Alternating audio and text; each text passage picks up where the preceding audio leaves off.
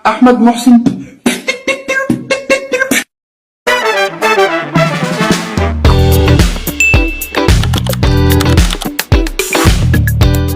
Assalamualaikum warahmatullahi wabarakatuh.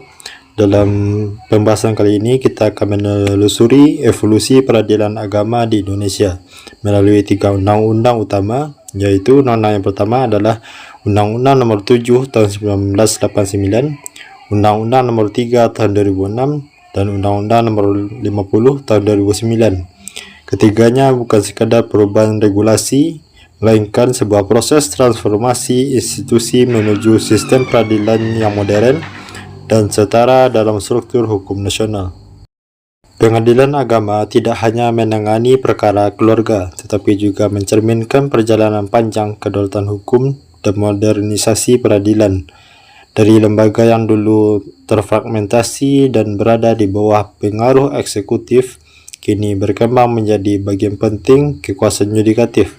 Transformasi ini dapat dipahami melalui 3 undang-undang yang akan kita bahas.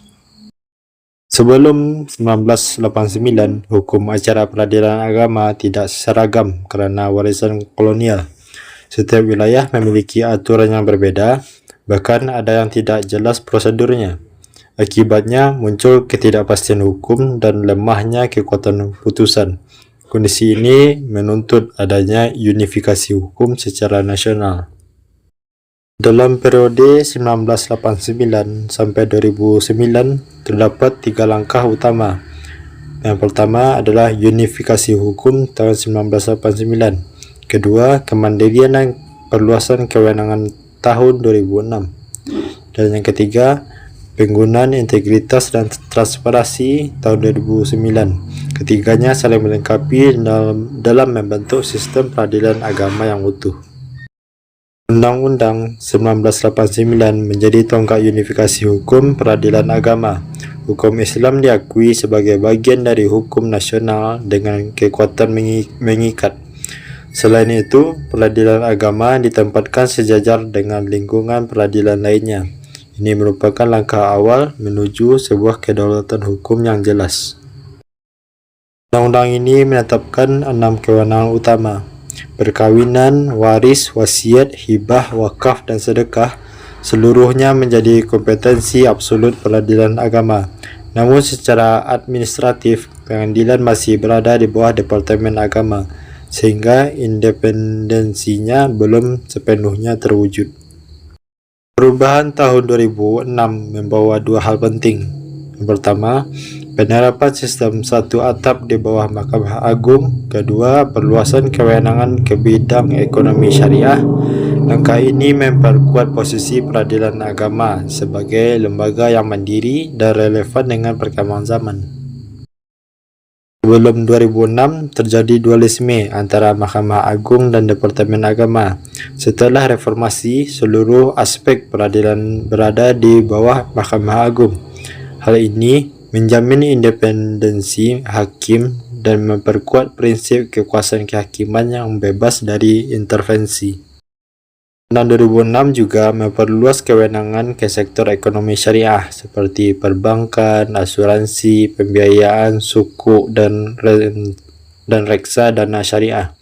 Langkah ini penting karena meningkatnya praktik ekonomi syariah membutuhkan penyelesaian sengketa yang sesuai prinsip hukum Islam. Peradilan agama pun berperan dalam stabilitas ekonomi nasional. Undang-Undang 2009 menekankan pentingnya akuntabilitas. Fokusnya adalah integritas hakim, transparansi proses, dan perlindungan masyarakat. Dengan kewenangan yang semakin luas, pengawasan menjadi hal yang mutlak diperlukan. Pilar utama diperkuat: pengawasan oleh Komisi Yudisial, keterbukaan akses putusan, penyediaan bantuan hukum, dan penegakan kode etik hakim.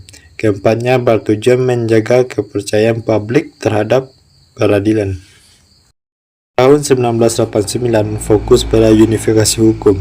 Tahun 2006 fokus pada kemandirian dan perluasan kewenangan.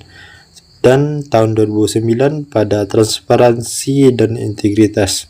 Perubahan ini menunjukkan perkembangan terhadap menuju sistem peradilan yang modern.